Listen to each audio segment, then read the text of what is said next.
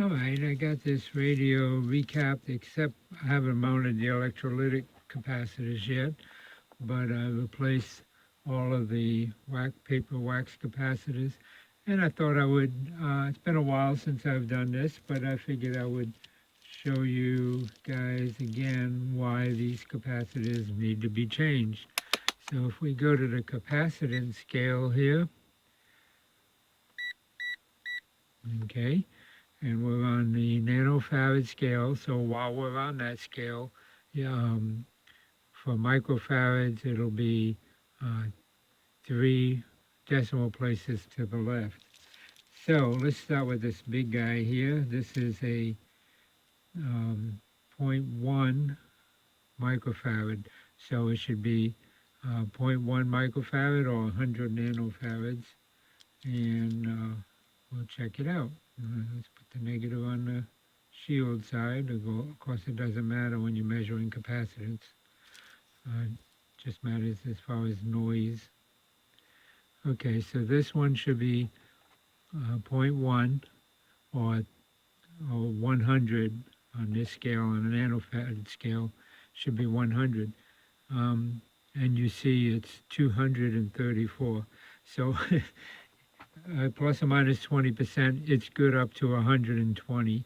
And you see it's almost, it's over twice its rated value. Should be 100, it's 234.1. So this joker is way bad, causing damage to the set. Not just because it's way over value again, it's a 0.10 microfarad, not because it's just out of specs for a capacitor, but because it's also allowing direct current to go through when it's not supposed to allow direct current to go through. Okay, the next biggest one is this one here, which is again a 0.1. It's just a smaller one than that. So basically it's a matter of the voltage. This one's 400 volts and this one is 200 volts. So this one's bigger because it has more electrolytic. It can handle 400 volts. Now the ones that we're putting in, let me grab a 0.01.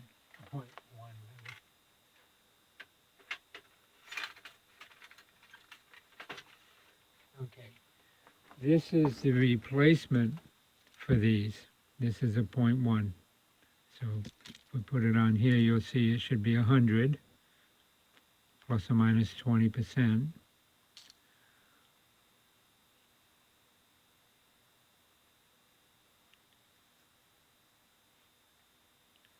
It's 102, almost 103, so 102.5.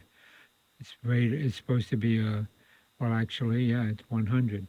So plus or minus 20%, this would be good up to 120. It's 102. It'll stay 102 as long as it's in this radio. This is not going to change. The only way this will change is either it'll open or it'll short, but it won't change in value. These don't change, take forever. And look at the voltage rating, 630 volts. Now we were just talking about how these two that are 100s or 0.1 microfarad, this one's 400 volts, so it's so much bigger than this one, which is 200 volts. Let me get some light over here so you can see it better. Okay, but this one here not only will outlast those by a long shot, but it's 630 volts. It's the same voltage of both of these combined. It's over both of those combined. Okay, so that's what we're putting in, and those are good capacitors. All right, so the next one we'll look at is this 0.03 microfarad, and these are rated at 600 volts because they're small, so the higher voltage, it's easier to make a 0.03 at a high voltage back then, but it wasn't easy to make a 0.1. That's 10 times higher, or 3 times higher. So let's see what this one rates. It's supposed to be 0.3, so it should be 30 on this nanoscale.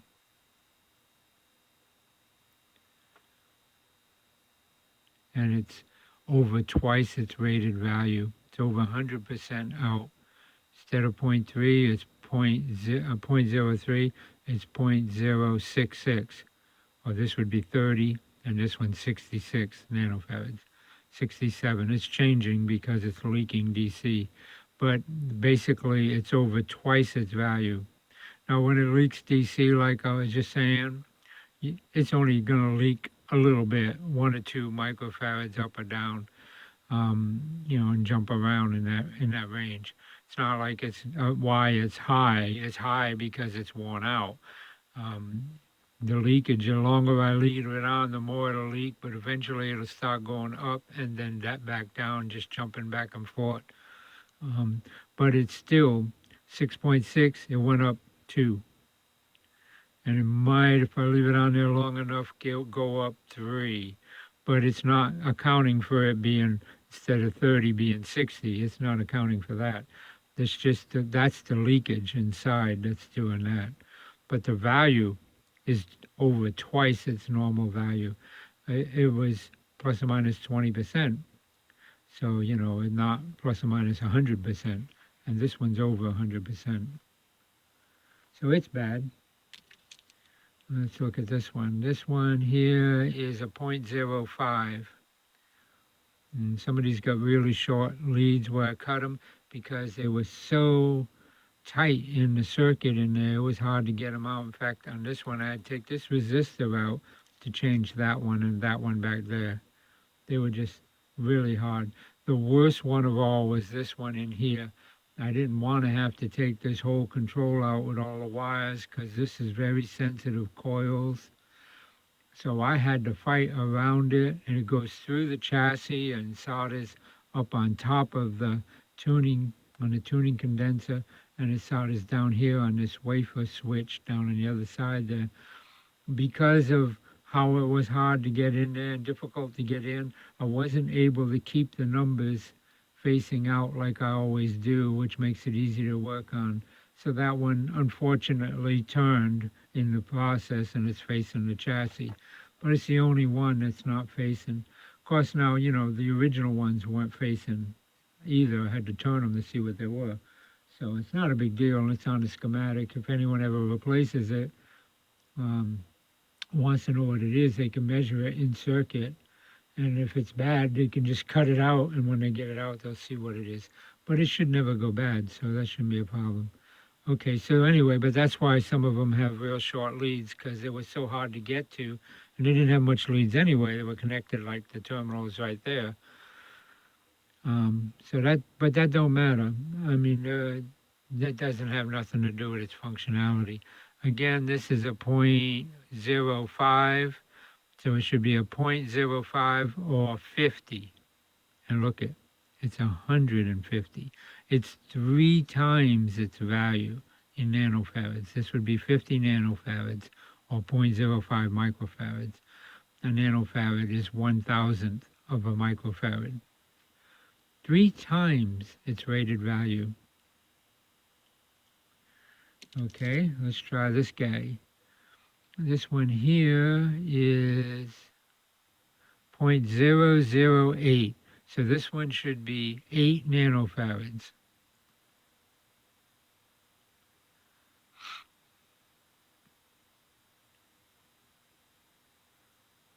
And it's 0.012. So it should be 8, it's 12. That's not bad compared to the others, right? That's pretty good.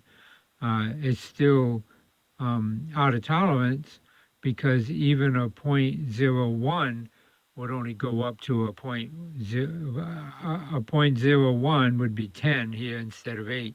A 10 can only go to 12 because it's plus or minus 20%. So a 10 would be bad, but it's not a 10, it's an 8. So it's way bad. It's up about 25%. Over 25%. 25% would be 12. So it's bad. And again, that's just a capacitance rating. That has nothing to do with them leaking DC, which they're supposed to block DC. You can think of it as, a good way to think of it is, think of it as AC being hot water and DC being cold water. This is supposed to be in the hot water line. it allows hot water to get through, but not cold water. But this joke is leaking cold water. It's like a bad valve in a sink. Okay, or better yet, think of it as AC is cold water and DC is hot water, and hot water is going to damage the circuit because it's hot water. So this is supposed to block hot water and let cold water through. Same kind of analogy, right? It's supposed to block DC, direct current, only let alternating current through. But this joke is letting direct current through, which will damage a whole lot of stuff. So it's bad because it's leaky, and and that makes it leaky. Because it's just wax and it deteriorates with time. You can see how it's all, with age, just deteriorated. It's got pits in it, and it's a mess. And you can tell it had nothing to do with me with the soldering iron, because soldering was way up there, not nowhere near it. And see the other side, same thing. It's all pitted and discombobulated. Let's see. That's more like what it should be. Nice clean wax, say like that. But you can even see this one is separating from the cardboard. It's deteriorating here. Well, that's deteriorating inside too. That's why they go bad. And this side, look at that. It's like oozing. It got shiny because it got so hot and melted. And it's oozing out of the package. And you can see here where it actually ran over the side of the package. Okay, anyway, that's what makes them leaky. Here's another one. This one is 0.015 microfarad. So this would be a 15 on this scale, 15 nanofarads. Let's see what it is. I haven't checked these, so we're looking at them together. It's supposed to be 15. Look at it. It's 46. It's 300% of its normal value instead of plus or minus 20%, 300%. It's 3 times its normal value. And last but not least, this one was right up to where it connected on both sides. This is a 0.015 or 15 nanofarads. So if we measure this one, it should be 15. And getting it on that little wire is going to be fun, but it'll make contact because it's sticking out. All right, should be 15. It's 22. Actually, it's not as bad as the others. In fact, it's pretty close to intolerance. I mean, it's out, but not by much. So, it's just strange. Of course, being small, right? It's a nice tight package in there where the foils wrap around each other. Not a lot of electrolytic between the packages, the foil plates that are wrapped around. So, it's tight, it's small, and not a lot of electrolytic to go bad. So just being spaced apart, even with electrolytics that have holes in it, is still not affecting it too much, although it is still leaky. Okay, so those were the ones that were in this radio. There was 7. I counted 6 when I first counted them. But I didn't, that one back in there, which was this little guy, was way in there and sticking through like that, and I couldn't see it till I started looking around. So there was 7, and there's 7 on the schematic. So we got them all. And the electrolytics, well, we looked at those extensively in the last couple videos. So I just wanted to show that. The next thing we're going to do, and I will document this because I've only documented it once before, and that is to repair this block. This one has, I made a little diagram of where the wires go so I can just unsolder them, and we'll see what happens. But I'm not going to worry about unsoldering them because I got to take them out, so I'm just going to cut the wires that I need to cut and unsolder the wires I don't want cut. Let's move this guy out of the way here. Okay, so we will just start unsoldering. This capacitor goes to this first one, so I didn't solder it because I need to take this out. This will come out with the box, this tab that's got this resistor going across. So I'm probably just going to leave that on for right now and just take this resistor and this wire off. Oh, I didn't draw that resistor and that the wire. I better put them. I didn't draw that tab at all, actually. So this has a tab here that's screwed on. Actually, it only come out one side, but it's screwed on to that block. And it's got a connector here, which goes to a resistor, which is a 2, 0, and 2. So I would think that's a 2K, close enough. And this resistor connects to it. And it has a green wire that goes up there, goes to the top. So I'll just put to top, connects to this resistor board up here. You can't see it, but it's up there. Okay, so now I can unsolder those.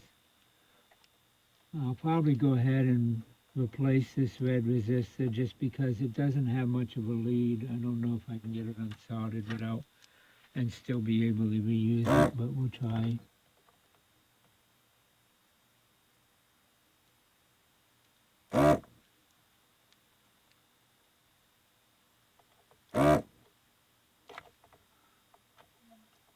This is some old solder. It takes a while to get it to melt.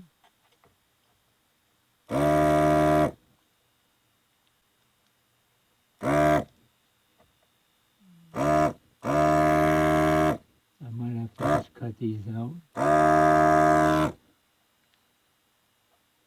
This one is not letting go.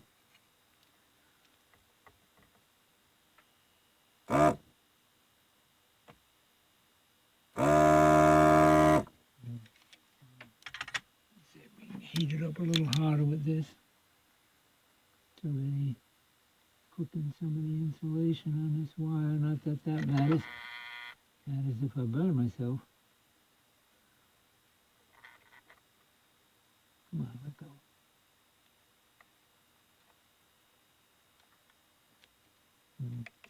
Aha, it is the wire.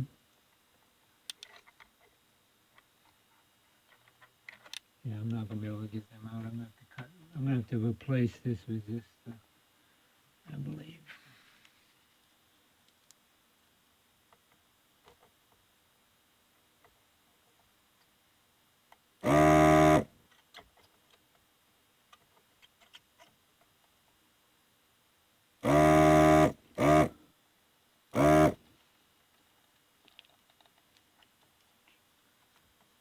It's getting hot.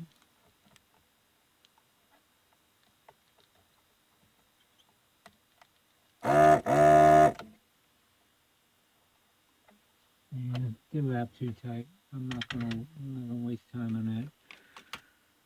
We'll just cut this guy out. Yeah, he ain't coming out. Oh, he's in bad shape anyway. He's falling apart there. All right, we'll replace him with a new one. He's got some issues.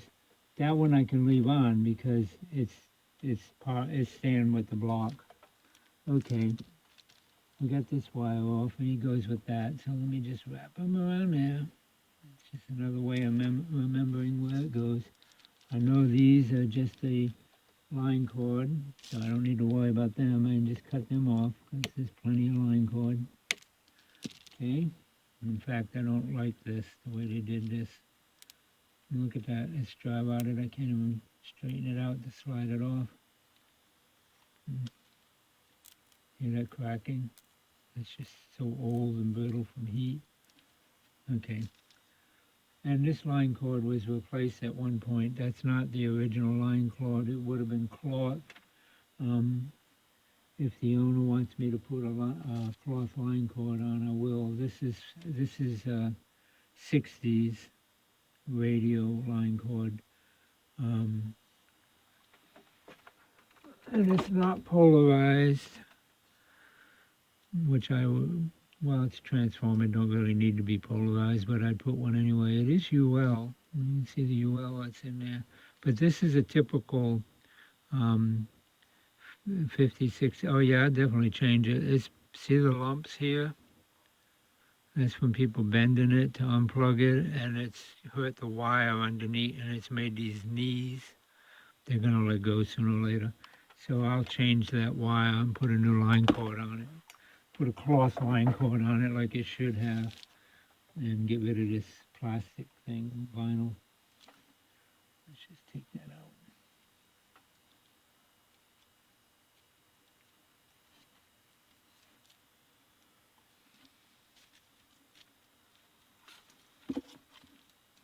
Yeah, makes it easier to see. Okay, this one I do want to unsolder if I can. It's long enough, it goes to the switch, but if, I don't like that global solder down there anyway, so if I get that. Come on, let go.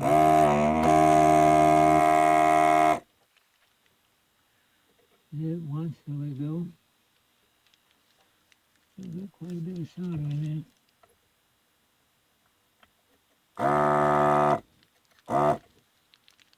There we go. Okay.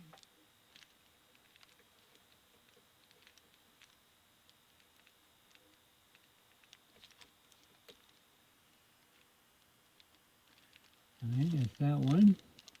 And this one goes to the transformer. Both of these actually go to the transformer. This is the power coming in. This is the line in of the transformer.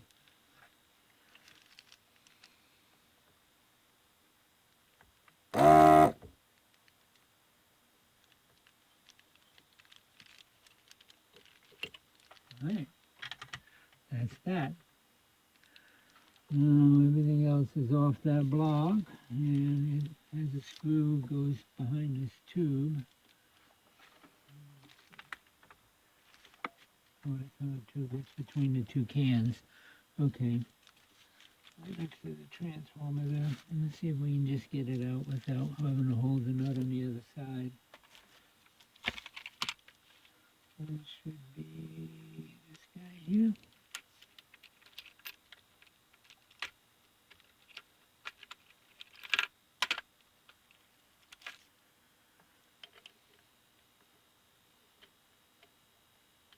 No, smaller. This one. Okay.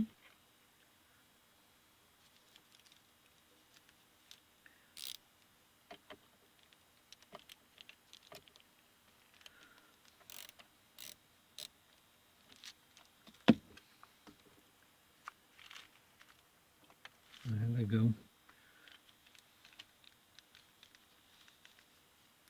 Okay, and that's it.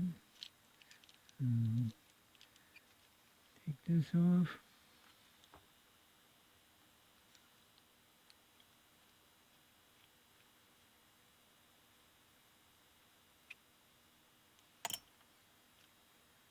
All right. And this is where we have to dig it out and put the new capacitors in. I'm going to go ahead and pause this. I'll dig this out and show you the guts of it when I get it out of there. And then I'll mark this on the schematic, and then I'll show you what it looks like with the new ones in there. So I'll be back. Okay, excuse me. According to the schematic, this is 2.015 or 15 nanofarads. One of them, this one here, is readable, and it's 26. So it's almost twice its value. Like I said, they go bad. This one, now, it's nothing there, and it's nothing here. So it's dead. Now, I did scratch the case on that one a little bit, but I don't think I destroyed it. It's possible. It's possible I destroyed it, but either way, it's bad anyway. The other one will get destroyed coming out too. But I should have showed that before I started digging in there. I just wanted to show what was in there, but you see it's dead. This one is over almost twice its value. So they always go bad, and they are bad. And so they got to be changed. They're not only bad, again, because the capacitance is wrong, but that electrolytic is a joke. And only Philco used these that I know of. I haven't seen these in any other kind of radio but Philco.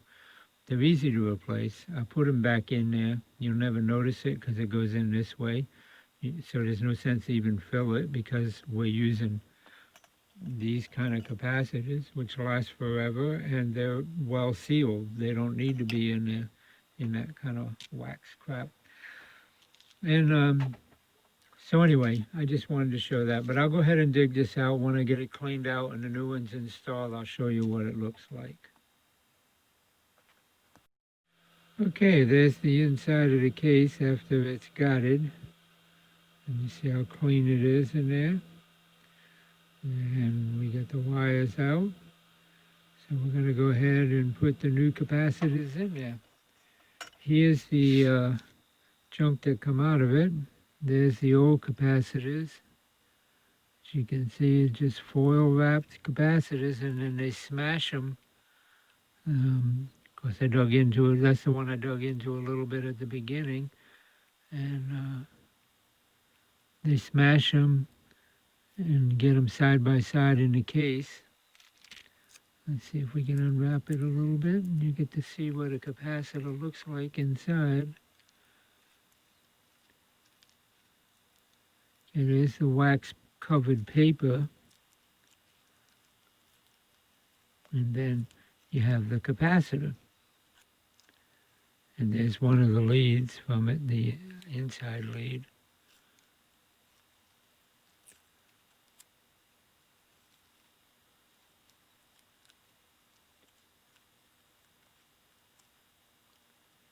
Okay, now, this is a capacitor. You see it's two pieces of aluminum foil with a wax paper in the middle that has wax on it, and it deteriorates with age and becomes a resistor. It actually separates. See how, let me tear this piece off here.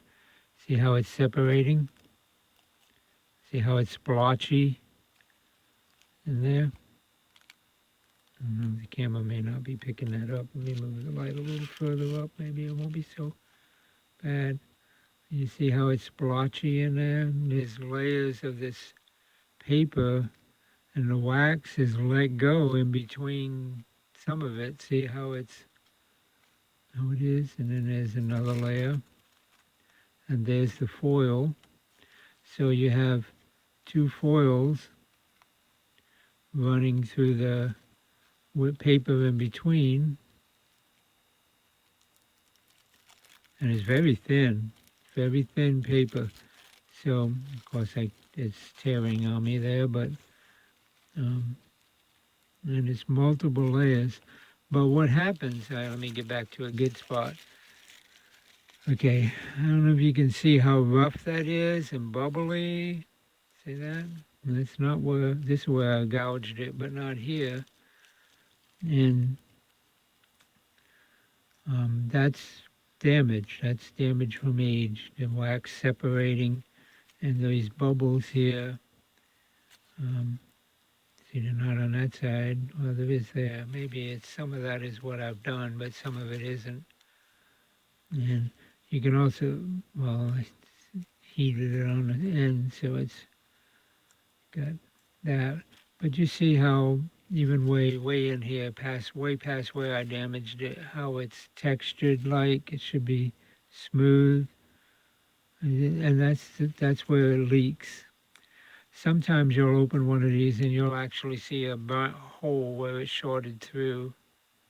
Oh, there's a spot. See how you can see the aluminum right there? If you can see that sticking through the foil right there. Oh, anyway. But this is what it looks like and how a capacitor is made, and you just see it's all rolled up. Okay, now when we talk about the foil side, you know how some of the capacitors are marked on one side as foil side, what they're talking about is the outside, because there's a wire that's connected to the inside, and when you roll it up, there's a wire connected on the outside. So when it's all rolled up, there's one on the outside and one on the inside coming out the other side. So here we have one on the inside connecting to the inside and one on the outside connecting to the outside. And so the foil side, when it says foil side or it has a black band around it, that's the outside edge. That's this. So that would be considered the ground part of the terminal. I'm sorry, this is the outside edge. That would be considered a ground part of the terminal. So this acts like an antenna and it can pick up a signal, but it goes to ground. So it's shorted out to ground and the signal doesn't interfere with the radio. And that ground lead connects to the outside edge of the foil. So the whole outside edge of the foil is shorted to ground. However, if you put them in backwards, then instead of the outside foil going to the ground or the most negative part of the terminal, if you put it in backwards, then the outside foil is going to the amplified stage or the positive side of the stage. And so this acts as an antenna picking up noise, and it picks up noise all the way around to here. And you can see that this amount of aluminum foil on the outside is a whole lot more than that little wire. So you got a big old antenna here, and it goes all the way down, antenna all the way there to the wrong side, and it'll create hum, noise. So that's why it's important that you put the outside foil to the right location. That's why they marked them on the capacitors back then. They don't mark them today because these are made for low voltage, well, high voltage, but these are made much better, and it doesn't matter in modern circuits which way you put them, but it does matter in tube radios. Anyway, there's the capacitor, and that's the two foils. And you see how they're just wrapped around each other all the way to the end. They never touch. They're always separated. If I get to the end, you see the end here and here. They're always separated by this wax paper. And this wax paper is deteriorated with age. Acid, everything else deteriorates it. I can feel the wax on there, but it's not great. It's not uniform anymore.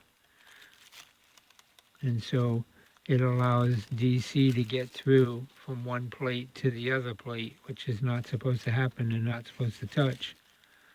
But this paper becomes a resistor, it gets deteriorated, and so the value changes. And look at that, that's one little 0.15 microfarad capacitor, or 15 nanofarads. That's what's in a capacitor. Quite a bit, huh? Okay, and then there's two in this block. There's the other one before it's unwrapped. And of course I had the outside paper with the label and all of that, but the goo and gunk in there just deteriorates that. So you don't even get to see what said. And that's the garbage that I dug out of there. So there's the foil where it comes out. It has a little wire on it that goes through the top of the block and is soldered to the top of the block.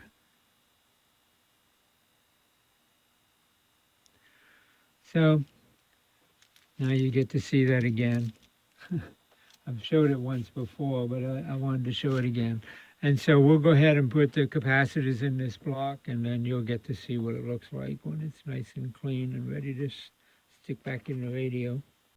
Okay, I got this Bakelite case finished, and I cleaned it up and shined it up and cleaned up the wafer there that holds the resistor, cleaned off the terminals, soldered in new capacitors, and there they are. And got them marked in the negative side on these two. You notice how they're opposite because they come down the assembly line and they're printed by a jet printer, and there's no way of knowing which side is the foil side by the way they're printed. So you have to check them, and I've checked these, and the foil sides are here, and that's the ground side that gets bolted to the chassis. So I got them soldered on there, and good solder joints, nice and clean, cleaned up all of the connectors, ready for new wires, shined up the case some, and ready to go, ready to put it back in its radio. So anyway, that's how you do a Bakelite case. Thanks for watching. Okay, this is a first for me. I'm trying to change these grommets on this Philco radio. I've got the new grommets here, and done this many times. What you do is you take the front plate off. It just has these screws here, and then you take this screw out, and this whole chassis slides forward, so you can replace this grommet and this grommet over here, and then you do the opposite to put it back in. I tried unscrewing this by hand with a hand driver, and it was just turning.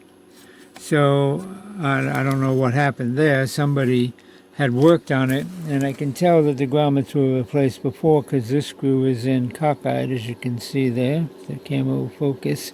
So when they changed the grommets last time, apparently they stripped this screw when they put it back in. That's not a big problem. I can put a new screw in there. I even tried using a power driver to take it out, and you see it just spins.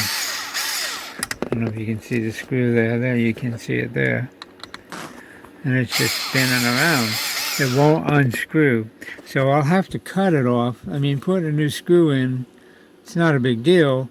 But getting this one out is going to be a big deal because you see the inserts in there.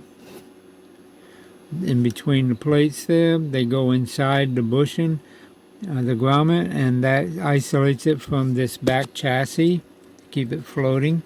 From this rail don't matter because it's connected to that rail, but this rail, it does matter. And you know, this is a floating unit. That's what the grommets are for. They're rotted, so they gotta go.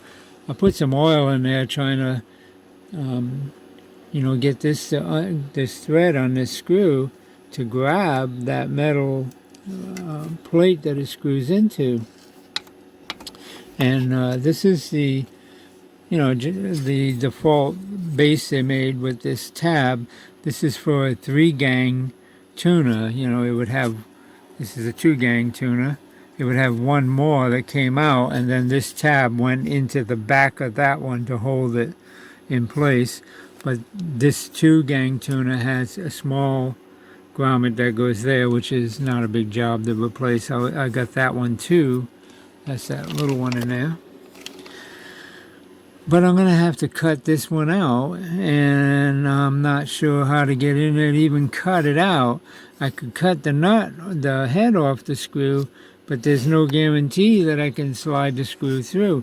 If it's just stripped right where it's at in that plate there, that tab, then there's no going in or out with it. It won't grab turning in.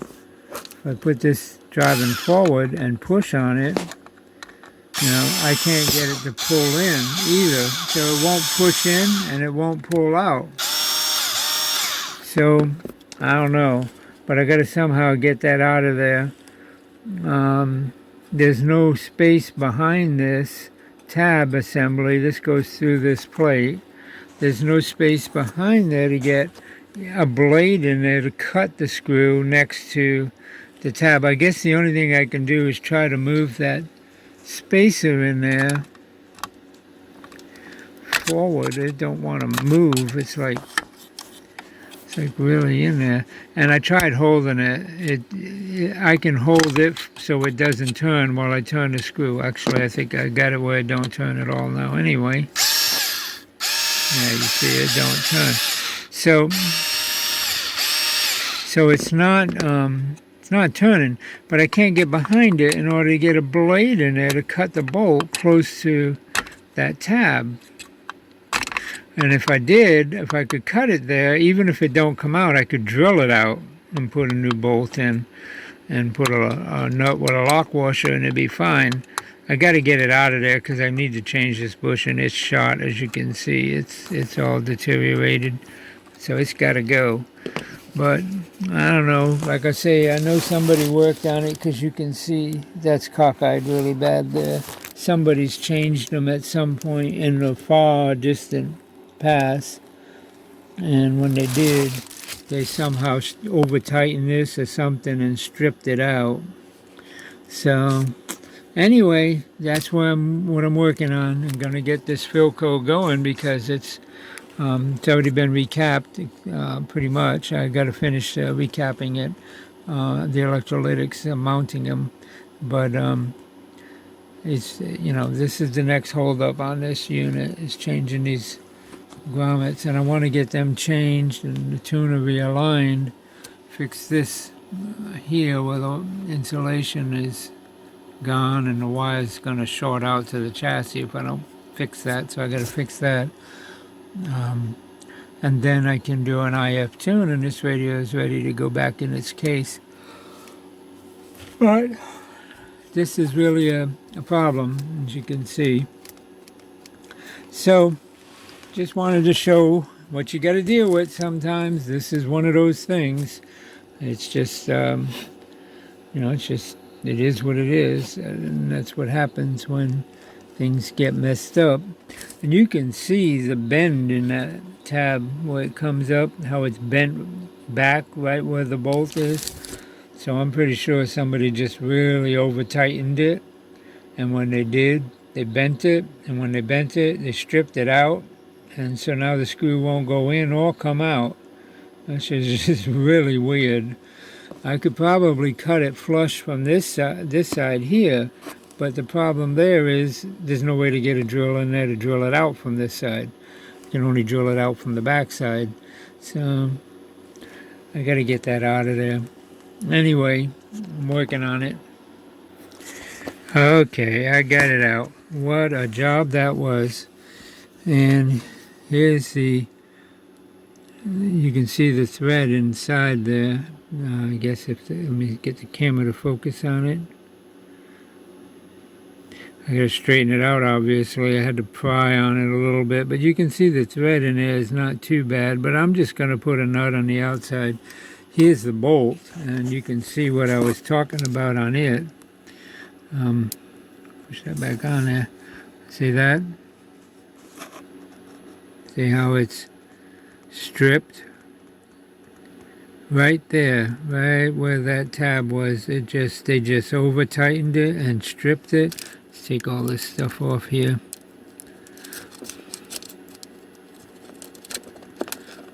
Okay, that goes on that way. And then this goes in there this way, and then these two washers go in last of all.